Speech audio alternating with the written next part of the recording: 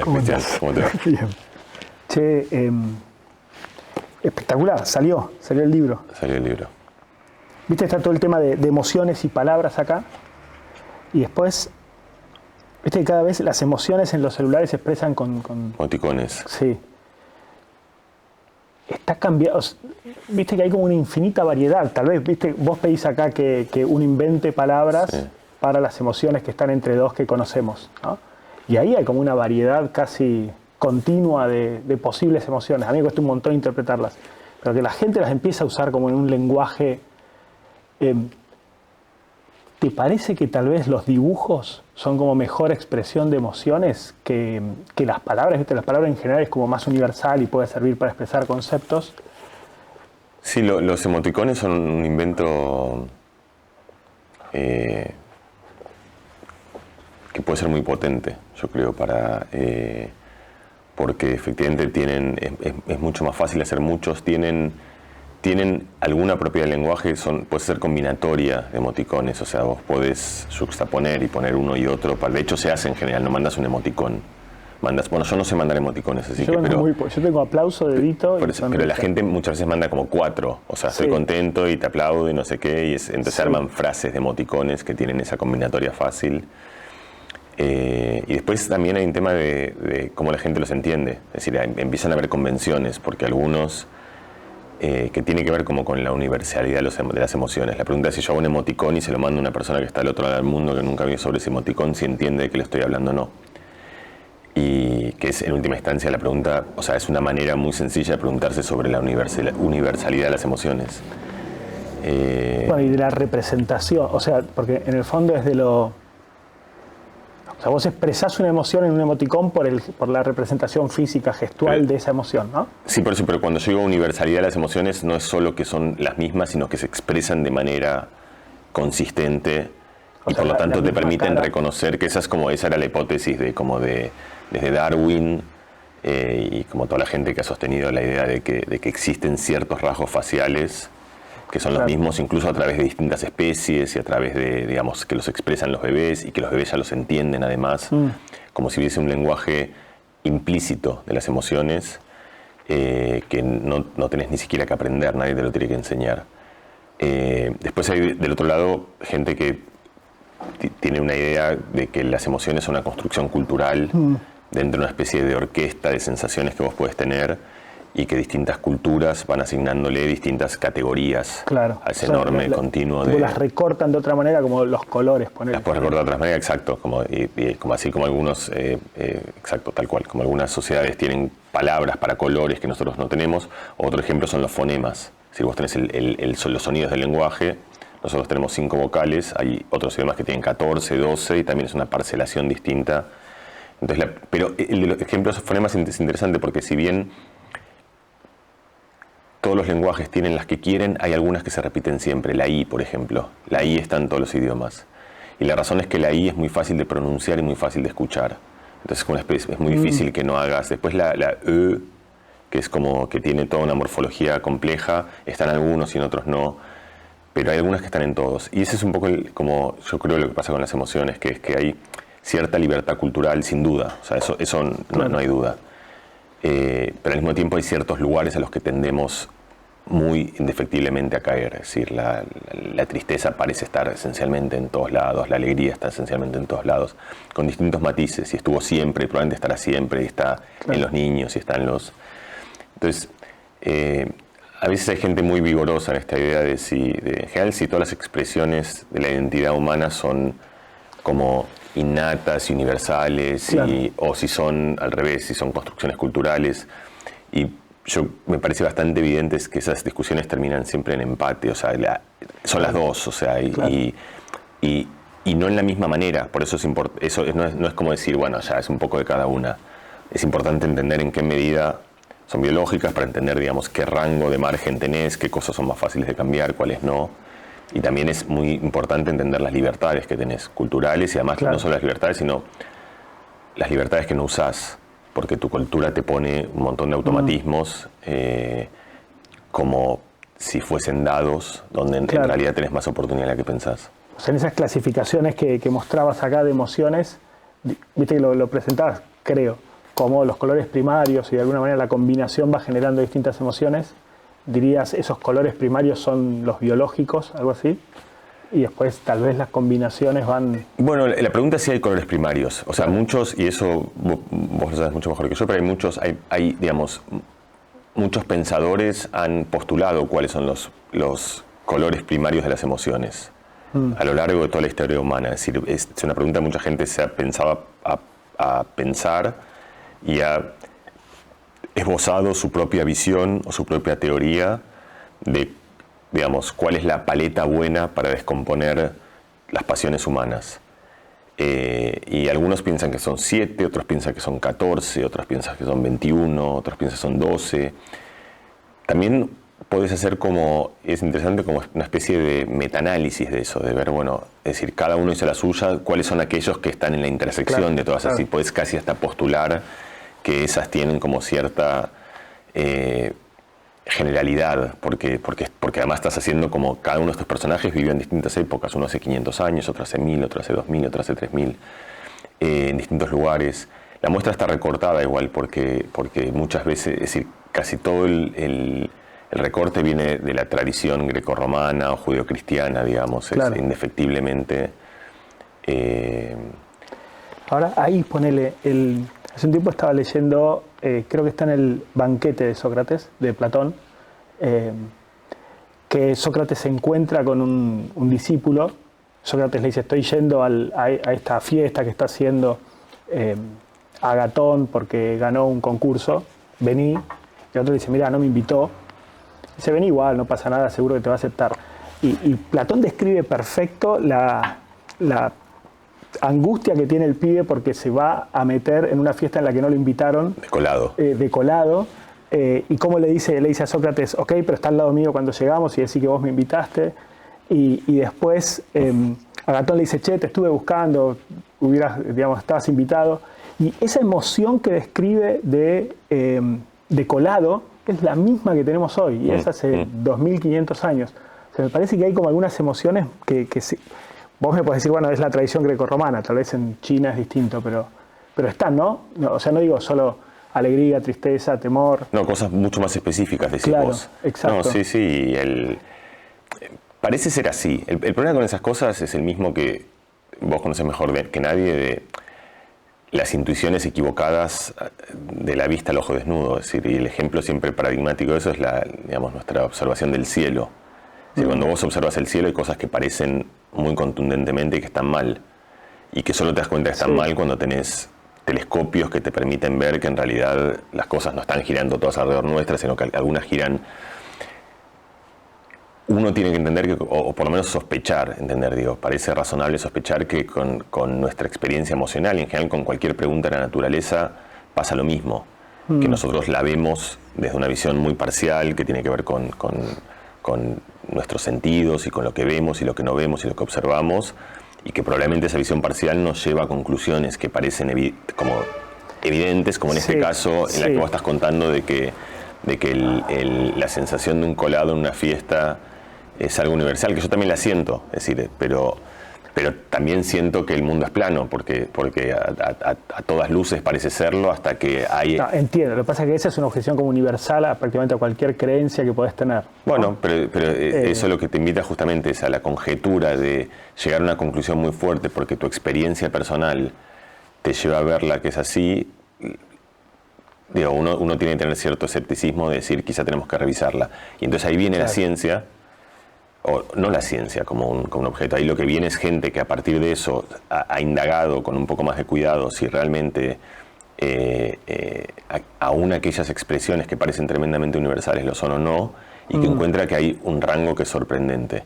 Y que hay grandes confusiones de emociones en lugares donde parecen, es claro que, o sea, vos ves una cara y decís, es claro que esta persona está triste, y después te cuentan la historia y en realidad estaba llorando de alegría, estaba en el mejor momento de su vida, y vos habías inferido sin duda. Ese es en el ejemplo. Okay. Ese es en el ejemplo. Ahí es la cara, ¿no? Ahí es la cara. Ahí es la cara, por supuesto. Pero después, lo mismo vale para cualquier, por ejemplo, la dimensión, si Me gusta que hayas leído en mi cara la objeción y la hayas contestado antes de que la diga. Está bien, funciona porque nosotros... porque hablamos el mismo... Hablamos el mismo idioma. ahí vos me refutaste. Es decir, solo con la cara solo con la cara vi. Pero No. el contenido lo puedes inferir, ¿no? De la refutación. Pero otra vez eso funciona así, ¿no? Porque nadie dice, hay una convención, ¿no? Es parecido al significado de las palabras, o sea, hay una idea de que las emociones son como una especie de gran convención, como de hecho sucede con el resto del lenguaje. Es decir, el lenguaje, uno se va poniendo de acuerdo en cosas que son útiles. Hay una primera idea del lenguaje que es como que en el universo hay cosas, hay vasos, hay mesas, hay sillas, hay sillones, y después esas cosas están, y después vos lo que haces es le vas poniendo palabras para esas cosas. Y después es como una idea de una correspondencia con un universo objetivo, real, que existe, al cual tenés que etiquetar. Y después hay como otra idea que es que las palabras van al revés, van creando los objetos de un universo que en realidad es una especie de continuo que puede dividirse de muchas maneras. Entonces cuando vos tenés palabras tipo tiempo, democracia o meme, en realidad esos objetos no están ahí afuera, son como convenciones, y de hecho muchas veces hay malinterpretaciones, porque cuando alguien dice democracia no tiene por qué ser lo mismo de cuando otra persona dice democracia. Entonces en esas convenciones empiezan a haber como confusiones de qué habla alguien cuando habla. El ejemplo clásico a mí me gusta es, mira, yo una vez creo que lo cuento en el libro, fui al traumatólogo y el tipo tenía una lesión. El tipo evidentemente no era mi traumatólogo porque tuve dos historias. La primera es que le conté que había tenido muchas lesiones en poco tiempo, y entonces yo me preguntaba si tendría como algún problema de calcificación o... Entonces, como yo no sabía, fui y le conté la historia y le pregunté, el tipo me dijo, y debes tener mala suerte. Como diciendo, claro. O sea, y yo dije, bueno, probablemente no sea. Y este mismo traumatólogo, que es lo que te quería contar, porque es un tema que sí es importante, el otro me dijo, tenés que hacer rehabilitación, y le pregunté cuánto tiempo, y me dijo, y un tiempito. Y yo me quedé como diciendo, ¿cuánto es un tiempito? Porque a lo mejor para el otro es un mes, para el otro... Y ese uso, de hecho, eso está muy estudiado, es un problema enorme en la medicina. Cuando el tipo te dice, es muy probable que tengas alguna enfermedad, no sé, que tengas una meningitis. ¿Qué quiere decir muy probable? 95%, 92%, 90%, 87%.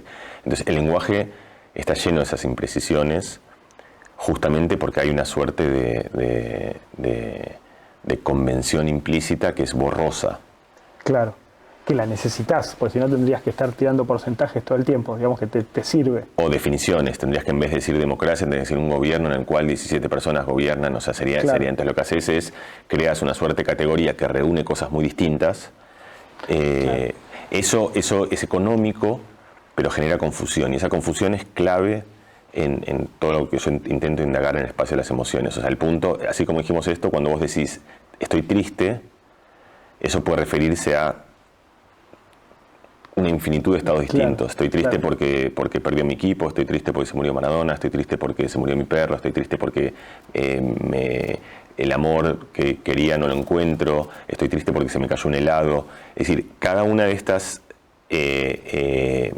sentimientos son muy distintos. La tristeza de un niño cuando se le cae un helado es distinta de la tristeza de una persona cuando lo dejan, cuando tiene una ruptura amorosa, dolorosa. Pero las dos se llaman tristeza, porque está esta convención de que hay una cierta conjunción de cosas. Eso es útil, pero también es un poco pernicioso, porque esa confusión hace que la idea es que uno pierde resolución, es decir, y que en un momento ya no puede, y a veces te confundís, y la confusión trae líos muchas veces.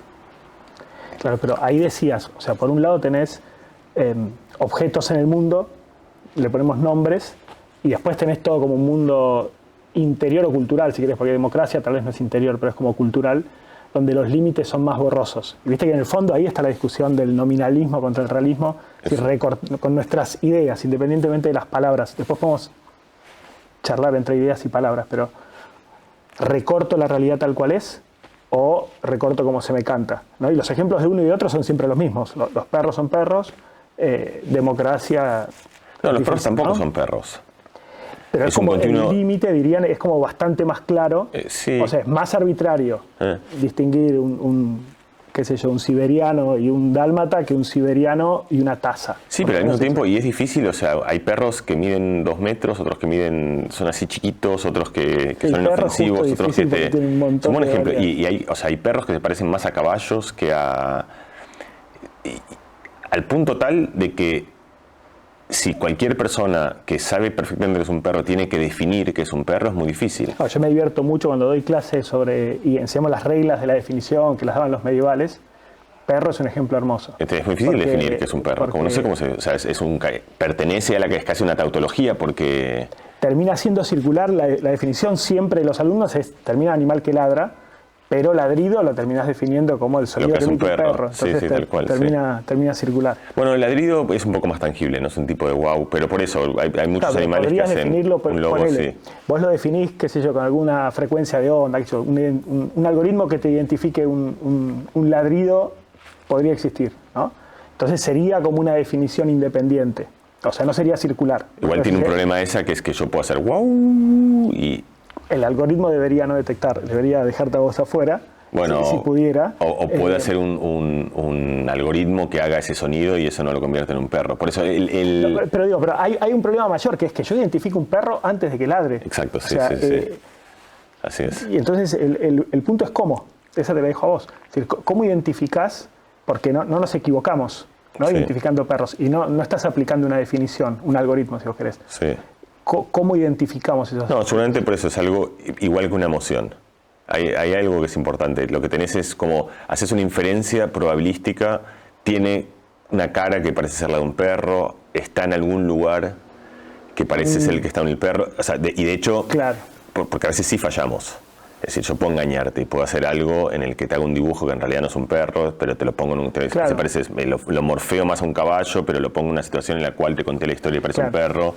O un perro en una selva. O un perro en una selva y no lo... O sea, el perro está siempre... Lo que haces como con... Es decir, en última instancia hay como una visión que es que casi toda la cognición es como un ejercicio de inferencia o de adivinación.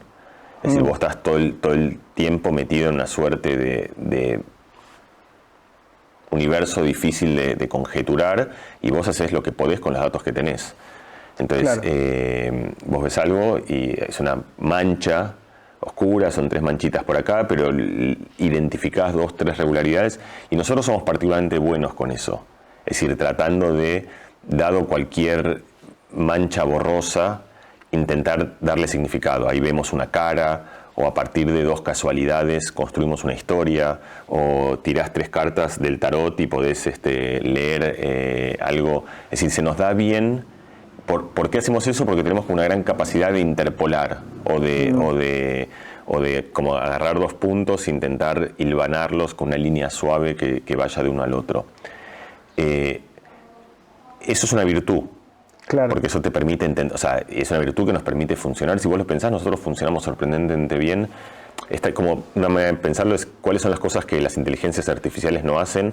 Una cosa que les cuesta mucho y que nosotros hacemos sin darnos cuenta que hacemos algo es entrar a un mundo nuevo y entender más o menos cómo funciona. O sea, vos vas a Platón cuando iba con... no me acuerdo el nombre del discípulo, iba a lo de Agatón. A lo de Agatón, eso. Cuando iba a Agatón... Iban a una fiesta, Agatón, una fiesta, parte de la angustia del colado es que no va a conocer a nadie además de que no le invitaron, o bueno, no sabe, es decir, va a una situación que es completamente nueva para él, no es alguien que vaya a esas fiestas, pues, que creo que es parte también de toda la nube de sensaciones del miedo del colado. Y sin embargo uno entra y funciona. Y funcionás porque otra vez tenés una capacidad enorme de decir, bueno, este debe ser más o menos el que es el dueño de casa, este más o menos debe ser el divertido, este debe ser... Claro. Y en un rato ya tiraste todo el mapa en el que te ubicás, este es el que no hay que acercarse, esa mesa que está ahí debe ser donde ahí se puede comer. Y, bueno, a vos nadie te dijo nada todavía. Claro. Pero vos a partir de cómo están puestas las cosas... Esas inferencias, viste, vos contás acá, creo que es acá, te escuché tantas veces, tal vez es en otro lado, pero eso de que el cerebro... muchas veces lee la emoción a partir del efecto corporal, ¿no? Sí. Entonces el típico del lápiz sí. Que te obliga a sonreír y entonces el cerebro dice, está sonriendo, la está pasando bien, esto es divertido, ¿no? Y eso en el fondo, desde un punto de vista lógico, es como la falacia de afirmación del consecuente, ¿no? O sea, si está contento, sonríe, por lo tanto está contento. O sea, el cerebro está cometiendo un error lógico, ¿no? En un sentido. Pero por otro lado, cuando razonamos cometemos ese error todo el tiempo. O sea, por eso se llama falacia, ¿no? Porque es una tendencia a equivocarse así.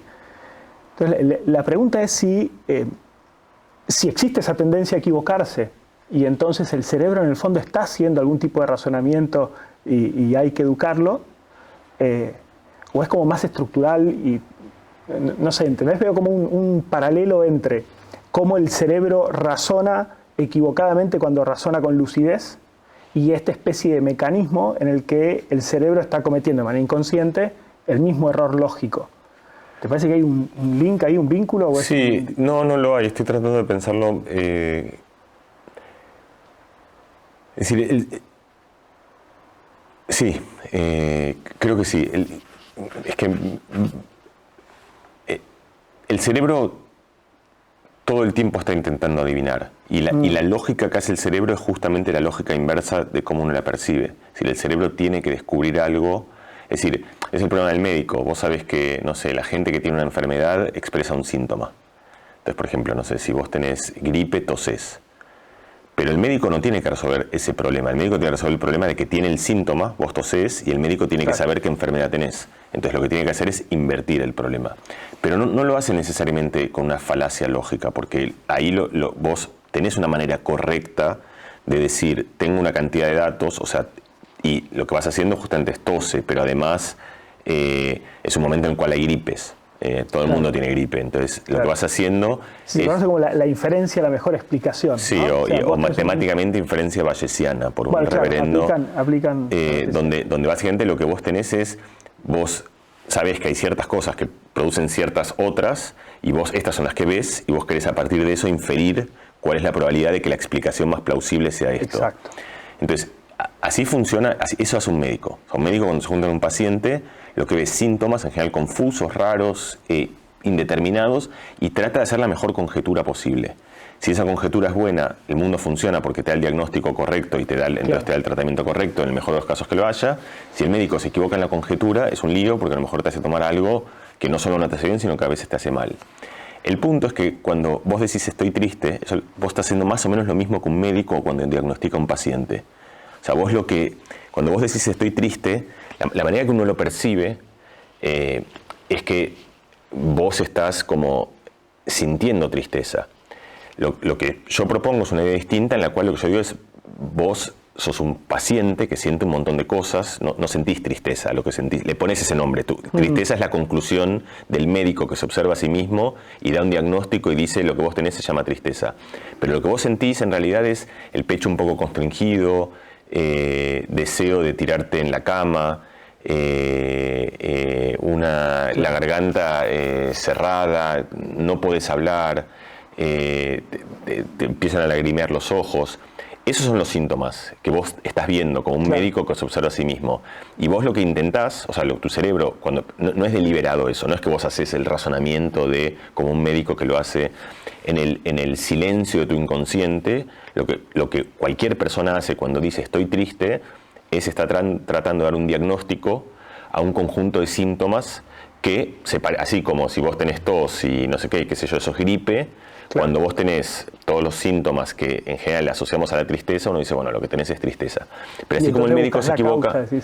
Entonces de ahí buscas la causa de tu tristeza. Ahí podés... Y la solución. Claro. Pero ahí tenés el mismo problema del médico, que si vos no tenías... Eso pasa muchas veces. A mí me pasó el otro día con mi hijo. Tenía una rabia muy grande y se enojó y vino Bizarrap. Y querían ir a ver a Bizarrap y no sé qué, y le habíamos dicho que iban a ir, y él dijo que un lío, al final no podían. Y él estaba como súper enojado.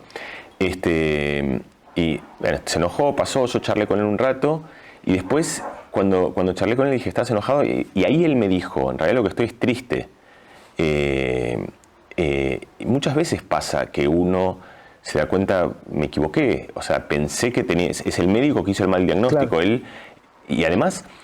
Eso está justamente en todas las tradiciones orales, digo, desde Star Wars a la idea de que el miedo lleva, ¿cómo Star Wars? El miedo lleva al odio, el odio a la ira o la que sea la consecuencia. Es decir, las emociones están muy entrelazadas. Entonces es muy difícil decir qué es lo que vos tenías en realidad, hacer un buen diagnóstico.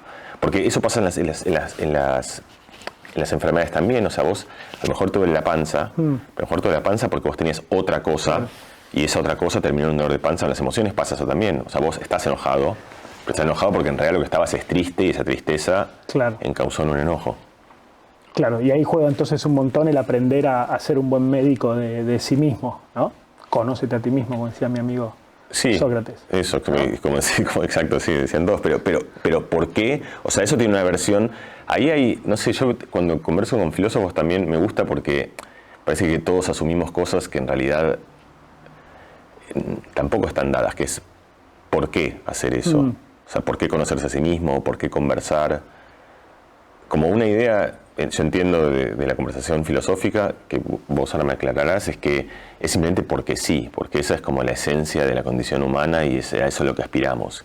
Y otra es pensarlo de una manera utilitaria, es decir, es pensar eso está bien hacerlo porque cumple una función que es buena para otra cosa que aspiramos, como por ejemplo el bienestar o la salud.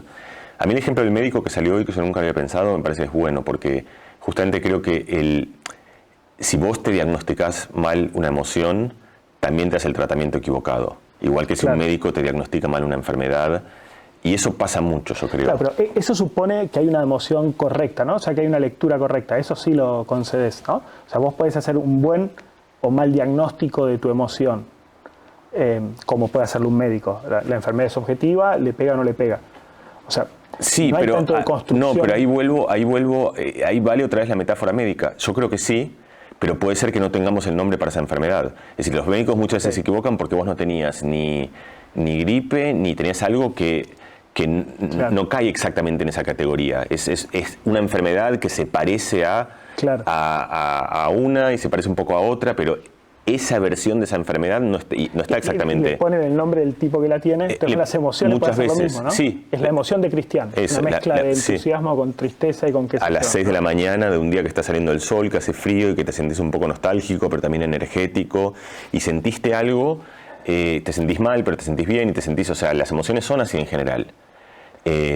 Ahora, ponerle nombre a eso ya no es práctico, ¿no? Sí, como estamos diciendo, o sea, si fue uno... Con ese grano no, pero con otro... A mí me gusta... Mira, vos que justo también estás con los mapas y eso, yo esto no lo hablé con vos, por ahí lo podemos hablar, porque yo fui como armando como una metáfora que a mí me resulta útil.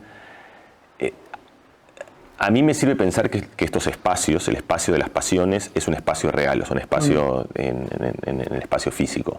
Entonces lo puedes poner en un plano, como que puedes imaginar todas las pasiones, entonces te puedes hacer una especie de mapa de las pasiones, donde están en algún lugar, y puedes empezar a hacer ese juego de, bueno, la tristeza está por acá, y la angustia está cerca de la tristeza, la alegría está del otro lado, o sea, empezás, pues, y eso te ayuda a pensarlas. Si vos, y después, como hay muchos artistas que hacen como mapas y los intervienen, como ustedes, y a mí me gusta el ejercicio de pensar, no sé, te vas a Alemania, donde nunca fuiste, da igual, o a Checoslovaquia, algún lugar más raro, o Uzbekistán. Y entonces tenés un mapa de Uzbekistán en el que están las ciudades, pero le sacás todas las ciudades, ¿no? O sea, como que tenés y vos tenés que ir a algún lado, te dicen tenés que ir acá, ¿no? Y entonces es difícil navegar en ese mapa, porque no tenés faros, no tenés referencias. Entonces en el mapa de Alemania de repente le pones Berlín. Y te sirve tener Berlín porque vos podés decir, che, tenés que ir acá que está justo al norte de Berlín. O está abajo, es como un punto. Y si no solo tenés Berlín, sino que tenés Berlín y Múnich, ahora tenés como 2 puntos en los que puedes irte, está justo entre los dos. Entonces ya te puedo enviar a lugares más precisos. Yo me imagino el espacio de las emociones igual, como que lo que tenés es un gran continuo en el que pasan, esta es una emoción, esta es otra emoción, hay infinitas emociones. Y conviene poner nombres porque los nombres te orientan, son faros y que te permiten no solo reconocer lugares, sino llegar a lugares. Porque yo te puedo decir, una vez que tenés esos faros, te puedo decir, mira, o yo puedo intentar ir acá. A mí me gustaría ir a un punto en el que combino estas cosas y te da libertad de viajar en un espacio en el que no tenés tantas brújulas, justamente, porque vas un poco en piloto automático y porque vas... Entonces, las palabras para mí son eso, son como faros que te guían en un espacio abstracto, oscuro, en el que no es tan fácil navegar. Claro. Che, mira, te cuento esta. Tienen historia también. Cuando... Mire, Emi, mi mujer, Emi no Chamorro, mi mujer, es de un pueblito del interior de Córdoba, y cuando nos casamos, ellos tienen influencia italiana, ¿no? Piemontesa, son de una inmigración piemontesa, toda esa zona. Entonces tiene un montón de términos y expresiones que yo porteño no conocía y que son propias de ellos, ¿no? Y cuando nos casamos, me dijo una vez, siento un magún acá. Yo me asusté, ¿viste? Pensando que tenía algo físico. Le dije, ¿querés que llamemos un médico o algo así? Me dijo, no, tarado, siento una angustia. Y le dije, mira, ahora tiene mucho más sentido todo lo que... Le dije, ¿por qué no me decís que tenés una angustia y listo? No, porque no es una angustia, es un magún. Eso pasó hace 20 años con él. El otro día dije, esta palabra magún tiene que tener algún origen. Entonces la empecé a buscar.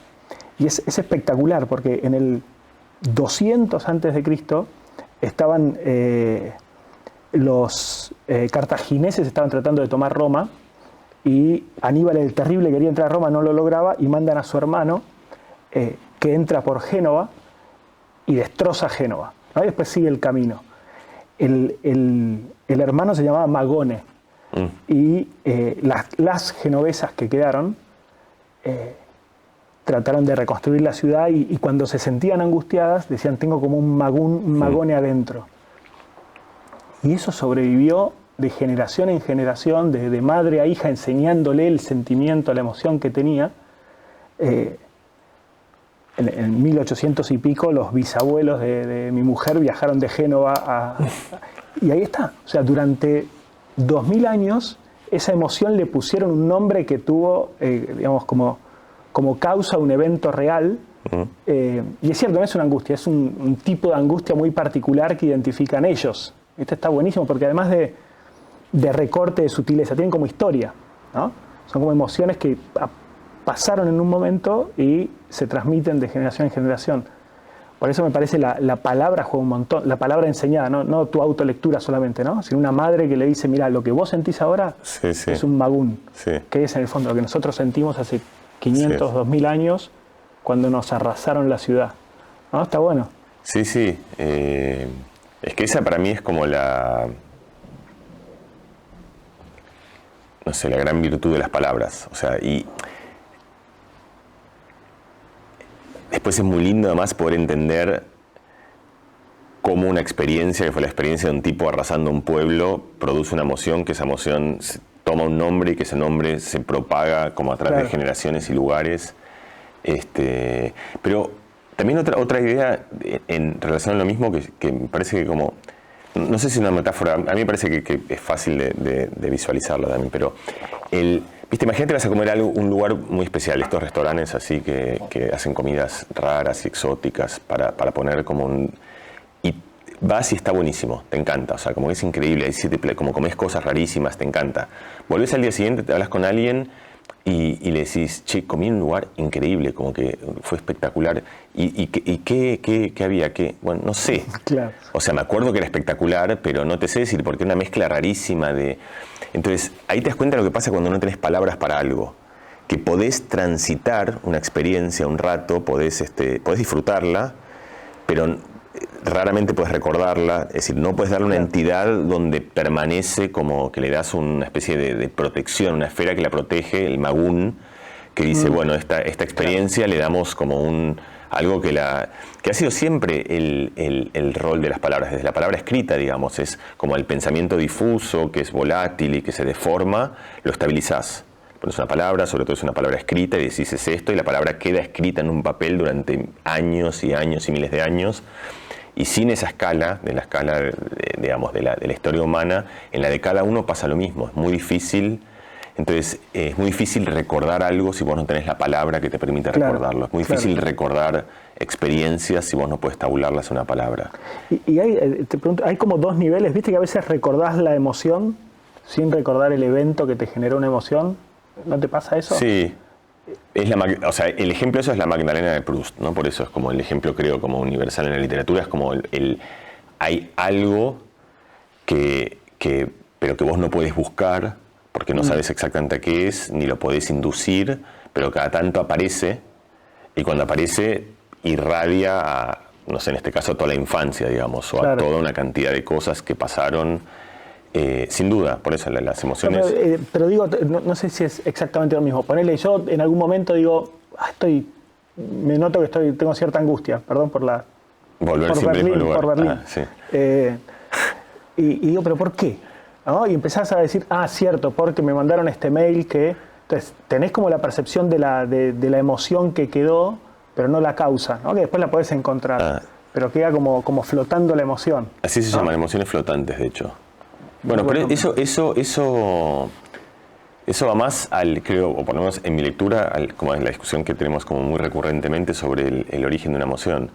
Es decir, imagino esta situación, como que de hecho es una situación experimental que se hace. O sea, yo, sin que vos te enteres, te induzco miméticamente una emoción. Es decir, tipo, así como imagínate la peor versión de la propaganda subliminal, o sea, te mando como caras tristes, te las pongo a tipo a un frame cada Yo soy malísimo para leer emociones, tal vez zafo. Soy casi como ciego para leer emociones. No, pero te pongo escenas de violencia, te pongo cosas que te van a... da igual, o te pongo ruidos tristes, te pongo con música. De hecho, eso es parte del cine. O sea, hay un momento del cine, es muy interesante en el cine, porque mucha gente no escucha el sonido del cine, y sin embargo el sonido del cine condiciona lo que siente y lo que no siente. O sea, vos pones exactamente la misma escena, no con otra música, con otro sonido, y una persona tiene una experiencia emocional completamente distinta. Mira. Y este es un ejemplo en el cual vos podés inducir una emoción a alguien, y además en ese caso es interesante porque la gente piensa que la emoción que le estás induciendo viene de lo que está pasando en la narrativa de la historia. Pero esa misma narrativa de la historia con otra música yo te hago que te cagues de risa. Entonces, pero la música sin narrativa, ¿qué hace? No hace nada. No, la música sin narrativa también induce emociones, eso nos pasa a todos. O sea, vos escuchás una obra... Esa música. Esa música per se, pero es como la enfermedad del... ¿Lo que es la combinación o es solo la música? No, en ese caso es la combinación, como todo lo que... es decir, es la enfermedad, digamos, del médico, es decir, tosés y tenés fiebre y, digamos, vas sumando todas las partes y con todas esas partes, bueno, es un gato o es un perro, ya sabes lo que es. Acá pasa lo mismo, pero... Me cambiaste la imagen en la mitad. Era una enfermedad, estabas tosiendo. Sí. Era un gato y ¿qué enfermedad es? Bueno, pero ese es el lenguaje, ¿no? Esa es la magia del lenguaje, que podemos transportar y además no solo eso, sino que vos entendés. O sea, yo digo, o sea, vos tenés fiebre y tenés tos, entonces es un gato y vos entendés que estamos hablando de que con, digamos, poco de información uno concluye, digamos, el icono de la categoría. Entonces me estabas induciendo... Bueno, entonces vos podés inducir, de hecho, por eso es algo que se hace, no es un experimento. O sea, Hollywood se basa en eso. Hollywood induce emociones. Muchas veces de manera que vos sabés qué es lo que te provoca la emoción, porque justo cuando se besan y eso, pero muchas veces porque hay un tipo abre una puerta y entra a un cuarto. Nada más que eso. Y ahora este tipo de música es un tipo entrando a un cuarto y vos decís, acá va a pasar algo malo. Y entonces hay algo, pero ahora lo más interesante es, ahí yo te lo dije, te lo escuché, pero te pongo eso muy bajito, de manera tal que vos ni siquiera sos consciente, y el tipo entra y abre el cuarto y vos sentís un poco de miedo, un poco de suspenso, un poco de incertidumbre. ¿Y dónde está nuestro desacuerdo con eso? No tenemos desacuerdo. El punto, es que el segundo previo a que vos todavía hay un momento, para mí donde está el desacuerdo interesante entre nosotros es el siguiente. En un momento vos decís, me siento como, es decir, el tipo entra, abre la puerta, hay una música, y vos sentís, digamos, 500 milisegundos después o un segundo después, sentís miedo. Pero 200 milisegundos después, yo corto la escena y te pregunto, che, ¿vos sentís algo? Y vos decís, no siento nada, porque todavía no llegaste, no llegó a despertar la emoción. Pero si yo mido, tu ritmo cardíaco cambió, si yo mido todos los indicadores corporales del miedo, cambió, si yo leo tu cara es una cara de susto. Entonces, para mí hay una pregunta, que es una pregunta que, digamos, está entre la ciencia y la filosofía, que es, en ese momento en el que todo tu cuerpo expresaba el miedo, y que incluso yo podía leer el miedo viéndote, cualquiera de nosotros diría, Cristian está asustado, porque vos estabas perdiendo susto. Y yo te pregunto, ¿estabas asustado? Y vos decís, no. Y dos segundos después vas a decir que sí, porque es el tipo que te llegó. Entonces, en ese limbo en el cual yo te induje miméticamente una emoción, que yo sé que la vas a expresar, es decir, que yo sé que la estás expresando, y además yo sé que la vas a sentir, y de hecho la vas a sentir dentro de un segundo.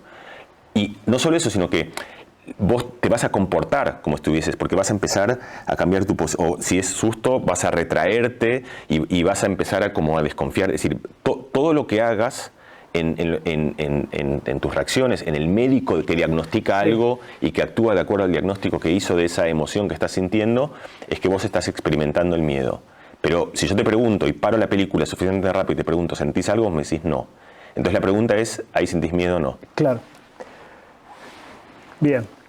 O sea, vos decís, mi posición, la mía, es tipo, es penal si lo cobra. O sea, eso. Y vos decís, mira, fue penal antes que lo cobre. Eso, ya era penal. Ya era penal. Sí, exacto. Entonces estoy de acuerdo con vos al final. Me parece que me hiciste ver, porque ponele, los animales tienen emociones, ¿no? Ese es o los bebés. O los bebés. Cuando ves un hijo recién nacido, perdón, sí. No, los bebés no sé, con un animal me parece más fácil. Sienten emociones.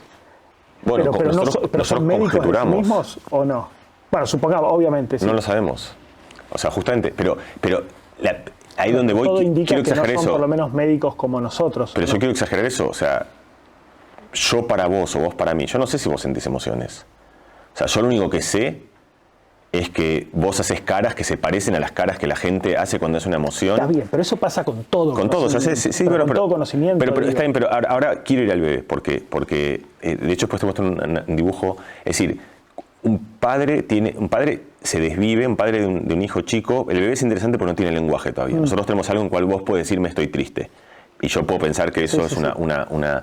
Pero un bebé no te puede decir estoy triste. Lo único que puede hacer un bebé, o sea, yo no le puedo hacer la pregunta de parar la película y decir ¿tenés tristeza o tenés miedo? Lo único que puedo hacer es observar sus rasgos faciales. Y sus rasgos faciales, o en general sus expresiones corporales, son expresiones cuando observo un perro y pienso que está triste, o cuando observo un bebé de 6 meses y pienso que está alegre. Yo lo único que tengo como datos, ahora yo soy el médico observando, tratando de diagnosticar su emoción, y lo que yo hago es observo un cúmulo de expresiones que suelen coincidir con la expresión de la tristeza, y yo digo, si observo todas estas, es tristeza. Y por lo tanto conjeturo que además siente tristeza. Claro. Es decir, no solo eso, sino que él efectivamente, el bebé o el perro puede ponerse como médico y que debe estar experimentando algo que se parece a la... Pero el argumento... Pero hace falta el médico, porque en tu hipótesis no hace falta el médico para tener la emoción. No, justamente, ahí es donde iba. Ahora sigo el argumento y vas ya no a un perro, vas a una bacteria que le pones como un químico tóxico y hace... Y como que se retuerce la bacteria y se va contra sí misma y se retrae y hace algo que, si lo ves, parece ser una respuesta al miedo. Es decir, hay algo que lo indaga y que está preparado y trata de escaparse y se retrae y expulsa un montón de cosas. Yo no creo que una bacteria sienta miedo. Lo mismo una planta. Pero lo que quiero decir es, lo que sí veo es un continuo en la historia de la vida, en lo que hay es algo que antecede al miedo, que son... funciones, respuestas, automatismos que tienen que ver con el cuidado de la vida. Es decir, escaparse del peligro, acercarse al alimento, desaparecer o mimetizarse cuando, digamos, distintas respuestas al peligro, tratar de reproducirse. Es decir, son cosas que están... ahí tenés la lujuria, tenés la gula. Es decir, ves cómo van apareciendo de una manera los pecados capitales en cosas que son muy constitutivas de la vida, y las pasiones como aparecen ahí. Entonces, el argumento que yo estoy intentando esbozar es, existe hace tiempo en la historia de la vida cosas que son precursores del miedo. Yo no pienso en una bacteria sienta miedo, no pienso en una planta sienta miedo. Lo que pienso es que tiene expresiones que son aquellas cosas que después, cuando se volvió una orquesta más sofisticada, en algún momento de toda esa fanfarria biológica que tiene que ver con la respuesta al peligro, aparece algo muy especial y distinto, que es algo que nos interpela y nos indaga, que es la experiencia, el sentir, el miedo. ¿Dónde exactamente aparece eso en la vida de cada uno de nosotros? Yo no sé realmente si un bebé de 10 días siente tristeza. De hecho, yo creo que no. Pero no lo sé en todo caso, no tengo cómo saberlo. Sé que hace cosas que parecen expresar tristeza, pero a lo mejor no es tristeza en el sentido de que no siente nada, simplemente son automatismos y no la está pasando mal. Es decir, uno piensa que cuando un bebé llora la está pasando mal y hace todo lo que puede para consolarlo. Claro, pero está bien. Pero además puede haber un pasarlo mal más físico y uno, diría yo, más espiritual, ¿no? O sea, cómo sufre un ser humano y cómo sufre un animal. Si un animal que está muriendo, un ser humano que está muriendo, está bien, hay cierto dolor físico, hay ciertas emociones, pero también hay toda una lectura de futuro, de lo que estoy perdiendo, bla, bla, bla. Así es. Y cuando uno como transmite sus propias emociones a un animal, te morís de angustia, pero estás sintiendo otra cosa, es más parecido a un bebé, probablemente, que a un adulto lúcido. Es lo que no sé. O sea, para mí entramos... O sea, yo cuando veo a mi perro tengo la impresión de que extraña, realmente que extraña en el sentido de que... mi perro, de que entiende la ausencia de algo que desea y que le da pena. Y tiene pena de eso además, y que tiene una pena que desea que se resuelva y que entiende lo que tenía y entiende lo que no tiene.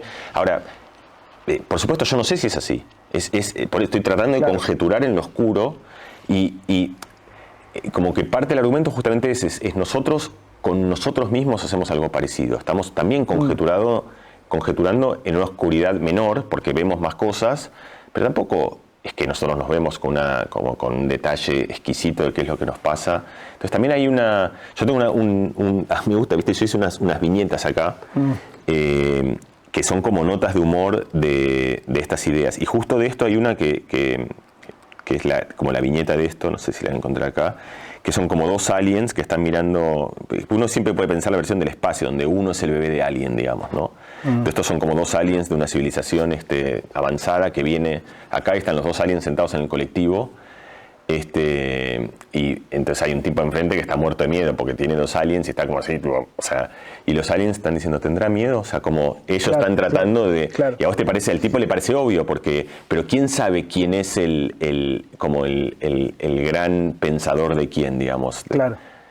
¿No? Como Dios modo el jugador, la pieza entonces, que Dios detrás de Dios. Conceder que... No tengo ningún problema en conceder que...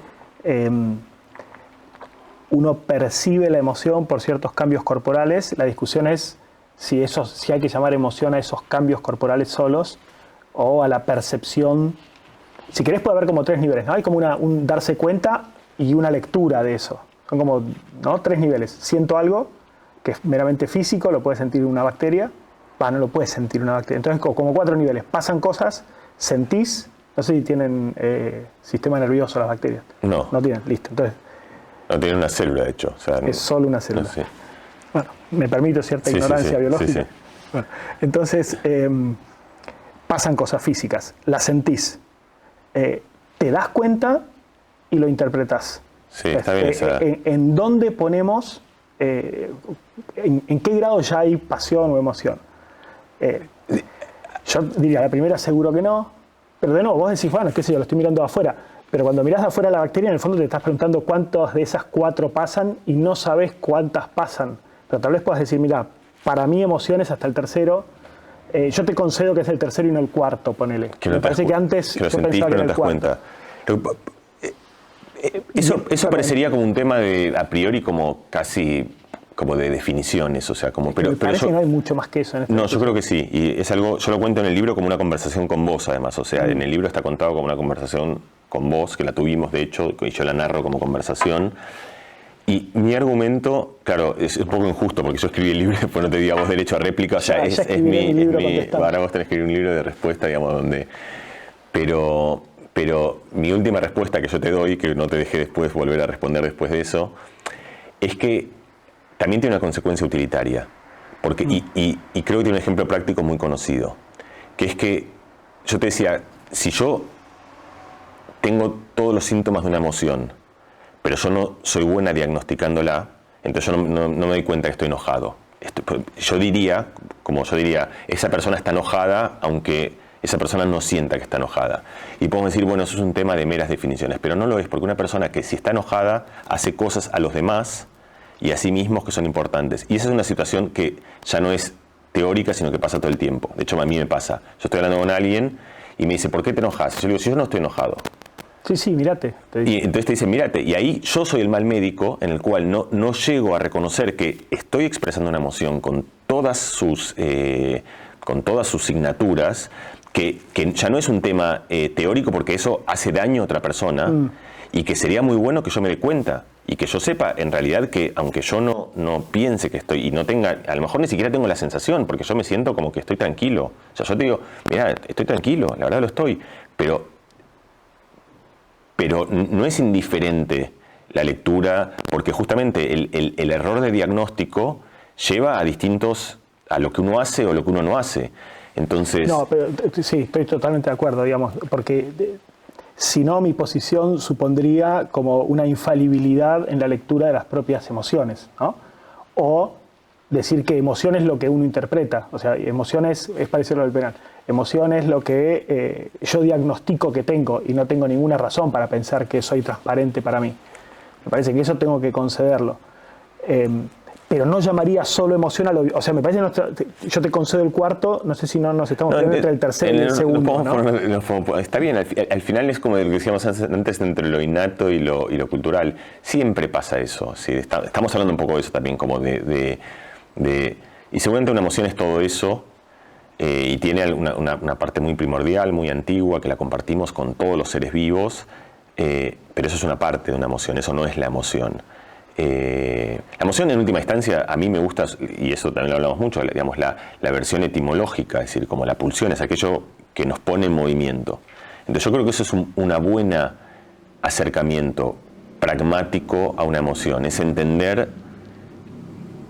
qué y cómo te mueve, es decir, cuáles son las cosas que... entonces, si una emoción hace que vos trates mal a una persona, aunque no la reconozcas, yo creo que es correcto decir que vos estás enfadado, estás enojado, o que estás... Si una emoción, y eso puede pasar con uno mismo, y esa es la parte que se ve menos también. Si una emoción hace que... Es decir, si yo estoy deprimido, estoy triste, y tengo una tristeza latente que no veo y que no observo, porque estoy tan en un estado, digamos, de tanta depresión que ni siquiera veo mi propia tristeza. Estoy triste, solo que no me doy cuenta, y estaría bien que alguien me diga, mira, Mariano, estás triste, hace algo, porque lo que tenés que hacer es remediar tu tristeza, porque te estás enfermando además. Ese es el punto, es decir, la tristeza no es inocua, te está dejando huellas y cicatrices en el cuerpo, entonces... Pero no, me parece que estamos peleando tercero o cuarto, ¿no? Sí, está bien, no estamos peleando ya, estamos creo que nos hemos puesto bastante de acuerdo en... Pero yo diría sí, está bueno. Mira, estoy leyendo Séneca, y sobre la ira. Tengo un libro sobre, no sé si lo leíste, sobre eso, sobre la ira, y da consejos para combatir la ira, y uno que da es, mírate un espejo cuando estás enojado, y la vergüenza que te va a generar verte esa cara transformada te calma la ira, ¿no? Seguro ustedes van a hacer algún experimento después y van a probar que eso funciona. No, eso es una enorme intuición, efectivamente, parece ser como... Pero es muy lindo. Debe haber algo de eso, ¿no? Es decir, justamente no lo puse como consejo ese, pero Está bien, para que no nos roben todos y nos dejen algunos para...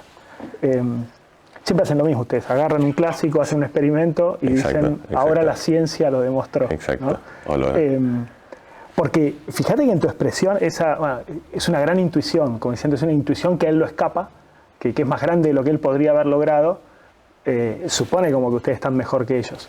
No, sí, no es la ciencia la filosofía, de ninguna manera. Aparte, eso yo no creo que yo soy, digamos, abierto como para no pensar que uno tiene una posición privilegiada respecto al otro. Sí, el paso del tiempo.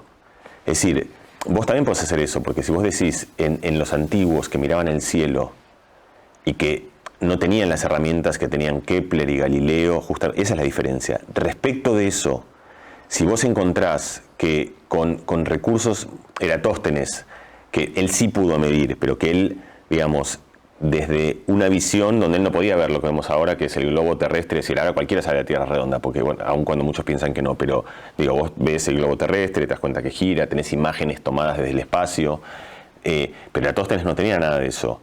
Y el tipo tuvo una intuición, cuando digo gran intuición, tuvo, digamos, como con recursos mucho más limitados de los que tenemos ahora, pudo inferir cosas que retrospectivamente... Sí. Y eso no es entre la filosofía. Por ejemplo, Darwin era un científico y para mí Darwin tuvo una enorme intuición, porque Darwin no veía el genoma que hoy vemos, pero pudo intuir a partir de la observación de similitudes entre algunos animales y algunas plantas en un viaje a lo largo de un barco en América, vio algo que mucho tiempo después es mucho más fácil de ver, pero que en ese momento era difícil de verlo, porque lo estás viendo con unas lentes malísimas. A eso me refiero con gran intuición. Claro, bueno, ahí es parte de la discusión. O sea, yo concedo que no todos, vos no, pero hay algunos que aceptan lo que se viene diciendo hace 2000 años cuando algún experimento se los mostró, ¿no? Y dicen, ahora sí, que es parecido, ¿viste? A los milagros, qué sé yo, se abre el Mar Rojo. Entonces, si vos tenés fe, decís, sí, Dios puede abrir el Mar Rojo. Y el otro dice, no, ni a palos. Ahora, cuando te encuentras una explicación científica de que puede haber habido un viento, entonces sí puede haber pasado eso. Entonces, en el fondo es aceptar algo que ya sabíamos porque vos encontraste una prueba que a vos te cierra. ¿Sí? No digo que sea tu caso, pero me parece que hay un montón de autoayuda que dicen, hicimos un experimento mostrando que cuando la gente se mira al espejo enojada, se calma. Bueno, ya te lo dijo Séneca, no necesitabas el experimento. No, sí lo Otra cosa es la necesitabas. explicación. No, sí lo necesitabas. Ahí estoy muy en desacuerdo porque porque justamente muchas intuiciones están equivocadas. Y Séneca dijo muchas cosas bien, pero dijo muchas cosas que a lo mejor están equivocadas. Y vos querés la ciencia, es decir, yo puedo decir, o Séneca podría haber dicho, mira, los puentes conviene construirlos con 2 vigas Okay. y no funciona. Y vos lo que querés para vivir la vida en general es validar modelos del mundo que puedes tener con datos que te den cierta confianza en que ese puente no se va a caer, en que ese avión no se va a caer, en que ese remedio que te vas a tomar va a curar lo que crees que te cure, y yo pienso que lo mismo vale en el ejercicio de encontrar una vida mejor, o en el ejercicio de la indagación, que es, Séneca dijo eso, pero era una opinión que él tenía, y esa opinión puede ser acertada, puede ser desacertada, porque Séneca dijo eso, pero otro dijo otra cosa y otro dijo otra cosa, y la pregunta es, ¿cuál de todos esos consejos tomás? Y yo creo que hay algo de valor en decir, tomo el consejo que ahora he visto un montón de experiencias colectivas, de un montón de gente que las podemos, y ahí es donde viene la ciencia, es simplemente una forma de agregar conocimiento, de decir, lo que voy a hacer es, mucha gente ya ha vivido, y mucha gente se ha mirado al espejo, y mucha gente no lo ha hecho. Y yo puedo ver qué le pasó a la gente que se miró al espejo y a la gente que no se miró al espejo y usar eso, ya que no es... Entonces, a mí me pasa, del otro lado me pasa esto, es decir, yo voy a una charla y me dicen, no, pero Lacan dijo que... Y bueno, qué sé yo lo que dijo Lacan. O sea, Lacan dijo muchas cosas bien y muchas cosas mal. Y Freud dijo muchas cosas, y Marx y Cristo, es decir, no hay nadie que haya dicho un conjunto de verdades, ni Séneca tampoco. Bueno, Cristo hay que ver. Justo pusiste un ejemplo. Bueno, no importa, pero Séneca... Entonces, tiene valor hacer el experimento. Si yo lo planteo solo como un argumento de autoridad, obviamente se derrumba. Pero es de autoridad, porque si lo dijo Séneca, ¿qué significa? No, lo que quiero decir es, lo dijo un tipo que observa el mundo. A ver, tenés razón, me obligás a reformular, pero ¿hace falta hacer ciertos experimentos para justificar una creencia que viene funcionando hace 2000 años? ¿Vas a decir que sí? Creo que sí, porque justamente, ¿qué quiere decir? ¿Cómo sabes que viene funcionando? Porque algunos dicen que funciona, pero pero también puede ser que no funcione. Es decir, hay un montón de creencias. También puede ser que digan que sí y después que no con otro experimento, ¿no? Porque tampoco hay infalibilidad ahí. Sin duda. Y eso es fundamental de la ciencia. La ciencia no te demuestra que eso funciona. Te puede decir que hay cosas que parecen, digamos, que tienen un grado de evidencia que a vos te puede dar cierta confianza en que después, por supuesto, está la experiencia personal. Cada uno, porque no hay cosas que funcionan o no funcionan. Funcionan en contextos, para alguna gente, entonces vos después haces tu propio experimento en tu vida, a ver si a vos te funciona. Pero lo haces en base a conocimiento, y yo pienso que al revés, que hay un mérito enorme en que estos dominios de la indagación, que es la indagación privada, salgan del territorio de la iluminación, de grandes pensadores que tuvieron... Porque ahí hay un riesgo, porque esta gente escribía muy bien. Y creo que esta gente, otra vez, es Lacan, es Freud, es Marx, es Séneca. Y cuando la gente escribe muy bien, que es otra cosa que hemos conversado, se confunde siempre lo bello con lo cierto. Es decir, hay cosas que son tan lindas. Y había una serie en Nature que a mí me gustaba mucho, que era las mejores ideas que resultaron ser equivocadas. Son ideas que son bellas, alguien te dice, y vos lo escuchás y dices, claro que es así, porque el tipo más encontró algo y dice, no puede ser de otra manera. Pero bueno, la realidad es la que es. Sí, bueno, la ciencia, la astronomía está llena de esos casos, ¿no? De teorías falsas, pero que parecen perfectas. La astronomía en es hermosa, debería ser verdad. Eso, tal cual. Así que está bien, que eso pasa también en lo más existencial, ¿no? Y sí, ves cosas y ves regularidades, te parecen perfectas, es una deducción buenísima, lo ves y parece lógico y es hermoso y es evidentemente que es así, pero no. Y entonces ahí necesitas la empiria para que te diga, digamos, qué es lo que funciona, la propia, pero también la agregada. Y eso esencialmente es la ciencia. Sí. Gracias, Mariano. Gracias, Cristian.